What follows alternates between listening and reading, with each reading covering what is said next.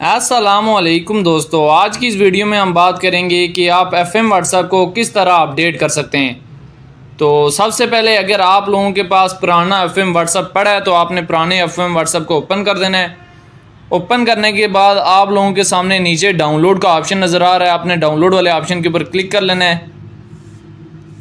जैसे ही क्लिक करेंगे तो एक वेबसाइट ओपन हुई, नहीं तो गूगल में आप डायरेक्ट जाके सर्च करेंगे FM व्हाट्सएप लेटेस्ट वेरिएंट या FM मोड्स, तो ये वेबसाइट आप लोगों के सामने ओपन हो जाएगी।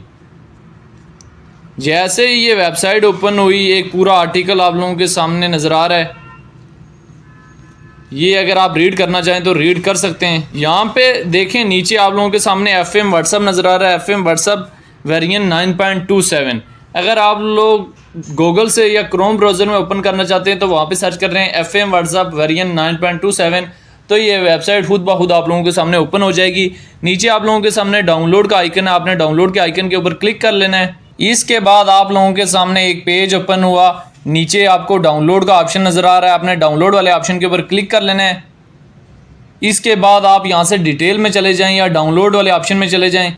जैसे ही FM व्हाट्सएप यहाँ से डाउनलोड हो जाए आपने सिंपली इसके ऊपर क्लिक करना है और क्लिक करने के बाद FM व्हाट्सएप को इंस्टॉल कर देना है। जाते हुए हमारी वीडियो को लाइक करते हुए चैनल को सब्सक्राइब करते हुए जाएं।